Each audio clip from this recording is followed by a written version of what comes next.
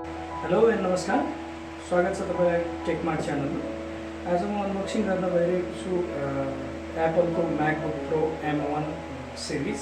मैले लिएको चाहिँ लगभग 5 मन्थ्स हुन लाग्यो। यो चाहिँ मैले 5 मन्थ्स पछि किन अनबक्सिङ गर्दैछु अथवा किन 5 मन्थ्स पछि रिभ्यू गर्दैछु भने यसमा मेरो व्यक्तिगत ओपिनियन, मेरो व्यक्तिगत एक्सपिरियन्स चाहिँ म हजुरहरूलाई सेयर गर्नको लागि चाहिँ मैले यो अनबक्सिङको र रिभ्यूको भिडियो लिएर आएको छु है। सुरु गरौँ अनबक्सिङबाट। यो चाहिँ हाम्रो एप्पलले दिएको एकदमै हाई क्वालिटीको बक्स छ होइन। अनबक्सिङ गरिसकेपछि यो ल्यापटप निकालिसकेपछि चाहिँ खासै काम लाग्दैन होइन। तै पनि मैले चाहिँ 5 मन्थसम्म यसलाई केयर गरिरहेको थिएँ र आज मैले एज इट इज गरेर यसलाई प्याकिङ गरेर फेरि अनबक्सिङ जस्तो बनाउनको लागि चाहिँ मैले प्याकिङ गरेको छु। होपफुल्ली हजुरहरूलाई मनपर्नेछ। यो चाहिँ मेरो 8GB 256GB SSD को भेरिएन्टमा हो है, सिल्भर कलरको 13.3 इन्च एलइडी रेटिना डिस्प्ले रहेको छ यसमा। यो स्पेसिफिकेसनको खासै कुरा नहो, यसमा मैले दुईवटा भर्सन छ, एउटा 8GB र 256 अनि एउटा चाहिँ 8GB र 512GB भनेर छ होइन। ठिक छ, यसलाई ओपन गरौँ र हेरौँ भित्र हामीलाई के उपलब्ध छ र यो चाहिँ कस्तो कस्तो युजरलाई चाहिँ यो सुट हुन्छ भनेर आजको भिडियो रहनेछ होइन। लेट्स गेट स्टार्टेड है त।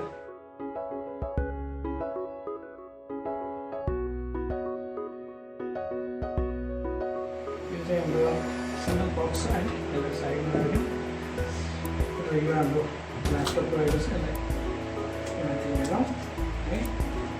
यो यस्तो यसरी प्याकिङमा आउँछ है। यो चाहिँ मैले रिप्याक गरेको हो होइन। साइडमा राख्यौँ। यो चाहिँ हामीलाई एउटा क्याटलग दिन्छ।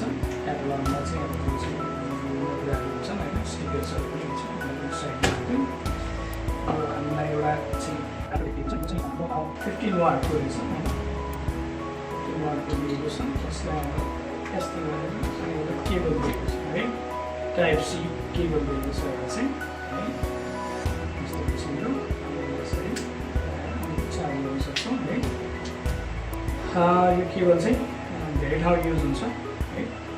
खासै दिएको केही पनि हुँदैन, चार्जर दिएको हुन्छ है। अनि यो अनेक थरी दिएको हुन्छ, यो खासै काम लाग्दैन। अनि एउटा यो बक्स दिएको बक्स पनि खुबै राम्रो छ, तर ल्यापटप खोलिसकेपछि यो बक्स पनि काम लाग्दैन। ओके, अब यसलाई हामी लगाउँ साइड। यसलाई हामी ओपन गर्छौँ है। ल्यापटप रहेको छ, ब्याक फ्रन्ट यतिको पातलो, यो चाहिँ साह्रै पातलो छ है।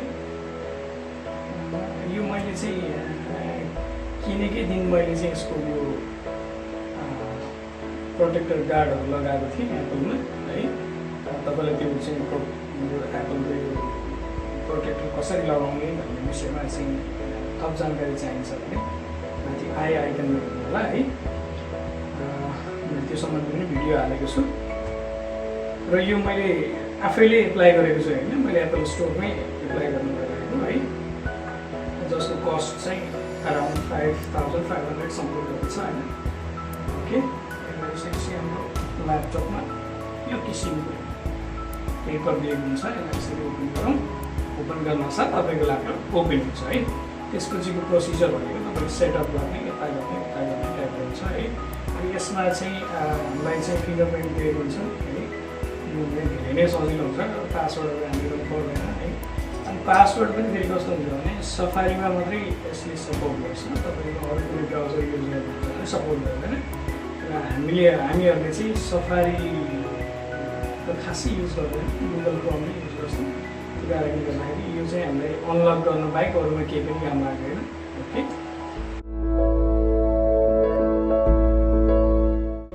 यो कस्तोलाई काम लाग्छ भनेर कुरा गर्नु पर्दाखेरि चाहिँ यो प्रोग्रामरहरूलाई जो चाहिँ एन्ड्रोइड स्टुडियो चलाउनुहुन्छ अथवा कुनै चाहिँ प्रोग्रामिङहरू गर्नुहुन्छ भने चाहिँ उहाँहरूको लागि चाहिँ अलिकति बाधा चाहिँ छ यसमा होइन, किनभने सिस्टम आर्किटेक्टले सपोर्ट गर्दैन भन्छ होइन, मोस्ट अफ द थिङ्स होइन हामी रन गर्न सक्दैनौँ है कम्प्याटेबिलिटी इस्युले गर्दाखेरि। ठिक छ, अब त्यसलाई चाहिँ तपाईँहरूको चाहिँ नर्मल युज गर्ने हो, जस्तै युट्युबमा कन्टेन्ट क्रिएटरहरू हुनुहुन्छ भने उहाँहरूको लागि एकदमै बेस्ट छ है। अनि त्यसपछि वेब सर्भिसमा काम गर्नेहरूको लागि एकदमै बेस्ट छ है। अब एन्ड्रोइड स्टुडियो अनि अरू अरू प्रोग्रामहरू चलाउनुहुन्छ जसमा चाहिँ हाम्रो चाहिँ इन्टेलको चाहिँ सिपियु बाट मात्रै रन हुने प्रोग्रामहरू हुन्छन्, त्यो चाहिँ यसमा अलिक चल्दैन होइन। त्यो चाहिँ तपाईँहरूले चाहिँ ध्यान दिएर त्यो सबै कुराहरू हेरेर आफ्नो निड्स अनुसार मिट हुन्छ कि हुँदैन त्यसपछि मात्रै डिसाइड गर्नु होला किन्ने होइन। मैले लिएको लगभग 5 मन्थ्स भयो।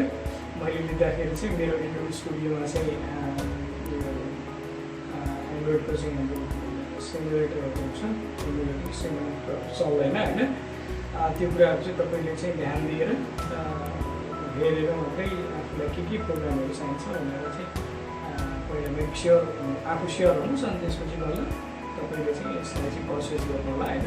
अन्त चाहिँ यसलाई पर्चेस गर्दाखेरि तपाईँलाई अप्ठ्यारो पर्न सक्छ, धेरै कम्प्याटेबिलिटी इस्युसहरू आउन सक्छ होइन। ठिक छ, अरू त सबै यही फङ्सन्सहरू चाहिँ यसमा धेरै देखाइरहनु पर्ने, धेरै बताइरहनु पर्ने खासै केही पनि छैन होइन।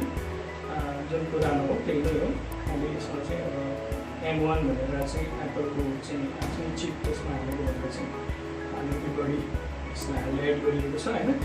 अबको चाहिँ 2 देखि 3 वर्ष पछि चाहिँ यो प्रडक्ट M1 को चिप जुन एप्पलको चिप छ, M1 भनेर नभनौँ होइन, M1 भनेको सिरिज हो।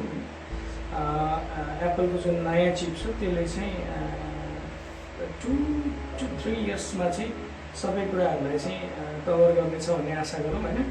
आजको लागि यति नै अनबक्सिङ भिडियो है, अनबक्सिङ भनौँ अथवा रिभ्यू भनौँ है। ल्यापटप एकदमै राम्रो छ, एकदमै फास्ट छ पहिलाको भन्दा है। Okay, that's all for now, see you next week.